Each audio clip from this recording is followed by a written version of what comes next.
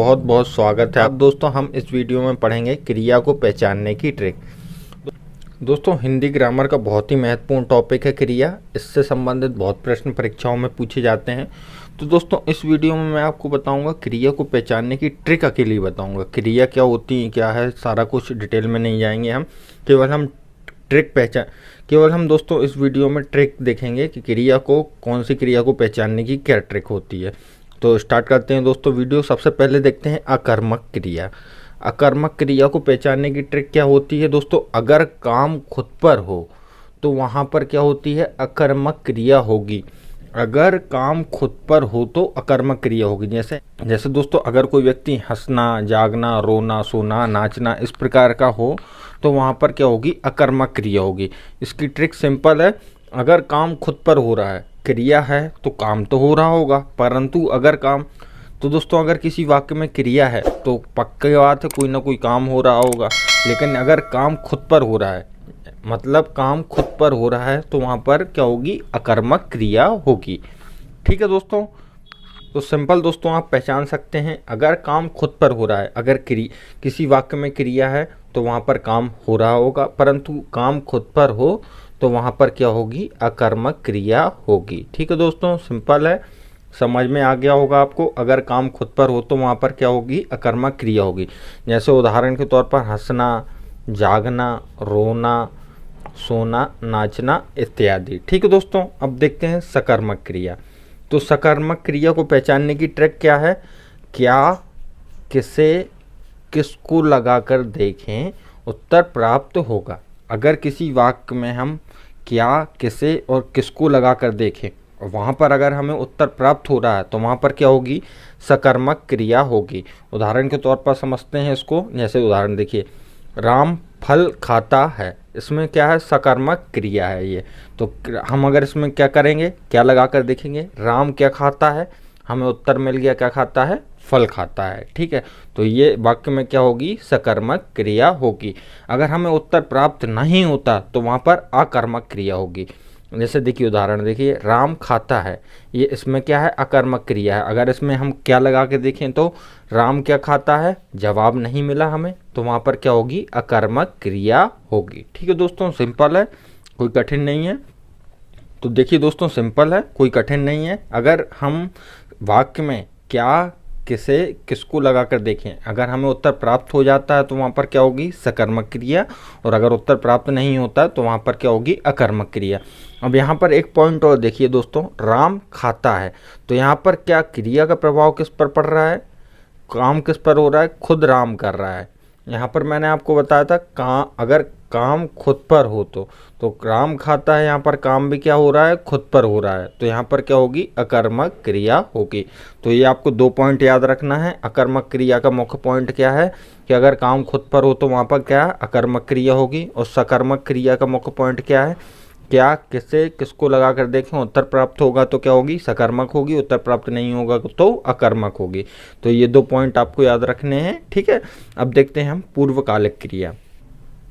अब दोस्तों आगे बढ़ते हैं, देखते हैं पूर्वकालिक क्रिया। तो पूर्वकालिक क्रिया को पहचानने की ट्रिक क्या है, कर और करके। अगर वाक्य में हमें कर या करके दिख जाए तो वहाँ पर क्या होगी, पूर्वकालिक क्रिया होगी। जैसे उदाहरण देखिए, राम भोजन करके सो गया, हमें क्या, करके मिल गया, मतलब यहाँ पर जो क्रिया है वो क्या होगी, पूर्वकालिक क्रिया होगी। सिंपल है दोस्तों, सिंपल है दोस्तों, पहचानने की ट्रिक इसको। पूर्वकालिक क्रिया को अगर हमें वाक्य में कर मिल जाए या करके मिल जाए तो वहाँ पर क्या होगी, पूर्वकालिक क्रिया होगी। ठीक है दोस्तों, सिंपल, कोई दिक्कत नहीं। अब आगे देखते हैं द्विकर्मक क्रिया। तो सिंपल, जैसा नाम से ही प्रकट हो रहा है, यहाँ पर क्या होंगे, 2 कर्म होंगे। जैसे देखिए उदाहरण देखिए, अध्यापक ने छात्रों को हिंदी पढ़ाई, तो यहाँ पर 2 कर्म क्या है, एक छात्रों है और दूसरा है हिंदी। तो सिंपल इसको पहचानने की ट्रिक है, हमको यहाँ पर वाक्य में 2 कर्म मिलेंगे। ठीक है दोस्तों, सिंपल। आगे बढ़ते हैं, संयुक्त क्रिया देखते हैं। तो दोस्तों संयुक्त क्रिया को पहचानने की ट्रिक क्या है, जहाँ आवाज़ या ध्वनि में बल लगाना पड़े। जैसे देखिए, जाने दो, बल लगाना पड़ रहा है आवाज़ में, तो वहाँ पर क्या होगी, संयुक्त क्रिया होगी। यहाँ पर आवाज़ या ध्वनि में बल लगाना पड़े, वहाँ पर क्या होगी, संयुक्त क्रिया होगी। जैसे उदाहरण के तौर पर देखिए जाने दो, और इसका एक और पहचानने की ट्रिक है कि दो क्रियाओं का संयोग होता है इसमें। तो जैसे देखिए यहाँ पर जाने दो, तो दो क्रिया हैं, एक है जाने और दूसरा है दो। इसी प्रकार वह खाने लगा, तो पहली क्रिया क्या है, खाने, और लगा, दो क्रियाओं का संयोग है। और दूसरा क्या है, इसको पहचानने की ट्रिक कि हमको आवाज़ या ध्वनि में बल लगाना पड़े, वहाँ पर क्या होगा, संयुक्त क्रिया होगी। तो सिंपल संयुक्त क्रिया में कोई दिक्कत नहीं। अब आगे बढ़ते हैं, देखते हैं। अब दोस्तों आगे है हमारी प्रेरणार्थक क्रिया। प्रेरणार्थक क्रिया में क्या होता है दोस्तों, धातु में आना तथा बाना लगा रहता है। अगर धातु में, धातु किन्हें कहते हैं, क्रिया के मूल रूप को धातु कहा जाता है। अगर धातु में आना या वाना लगा रहे तो वहाँ पर क्या होगी, प्रेरणार्थक क्रिया होगी। जैसे उदाहरण के तौर पर देखिए चलना, चलवाना, वाना लगा है यहाँ पर, ठीक है। इसी प्रकार उठना, उठवाना, वाना लगा है यहाँ पर भी। तो अगर हमें क्रिया में वाना, अगर दोस्तों हमें धातु में आना या वाना दिखाई दे तो वहाँ पर क्या होगी, प्रेरणार्थक क्रिया होगी। ऐसे अब आगे बढ़ते हैं, देखते हैं सहायक क्रियाएं। तो सहायक क्रियाएं कौन सी होती हैं दोस्तों, हैं, हूँ, हैं, था, थी, थे, ता, ती, ते, गा, गी, गो। तो दोस्तों ये मुख्यतः सहायक क्रिया होती हैं, हूँ, हैं, था, थी, थे, ता, ती, ते, गा, गी, गो। तो ये सहायक क्रिया होती हैं। अगर हमें किसी वाक्य में मिल जाए तो हम आसानी से पहचान सकते हैं, कोई कठिन नहीं है, सहायक क्रियाएं बहुत आसान है, ठीक है। तो उदाहरण और देख लेते हैं इसका। मैं घर जाता हूँ, जाता हूँ यहाँ पर क्या है, मुख्य क्रिया है, और हूँ क्या है, हेल्पिंग वर्ब, मतलब सहायक क्रिया है। अब देखते हैं दोस्तों नाम बोधक क्रिया और क्रिया। अब दोस्तों आगे देखते हैं नाम बोध। तो नाम बोध क्या होता है दोस्तों, संज्ञा या विश्लेषण के साथ जोड़ने से बनती है। तो दोस्तों यहाँ पर क्रिया क्या है, संज्ञा विश्लेषण के साथ जुड़ने पर बनती है, वहाँ पर क्या होता है, नाम बोधक क्रिया होती है। जैसे देखिए लाठी क्या है, एक संज्ञा है, और मारना एक क्रिया है। अगर हम जो दोनों को जोड़ दें तो क्या हो जाएगा, लाठी मारना एक क्रिया हो जाएगी, इसे हम क्या बोलेंगे, एक क्रिया हो जाएगी, इसे हम क्या बोलेंगे, नाम बोध। तो इसी प्रकार की जो क्रियाएं रहती हैं वो नाम बोध कहलाती हैं। क्या है, संज्ञा या विश्लेषण के साथ जोड़ने से बनती हैं।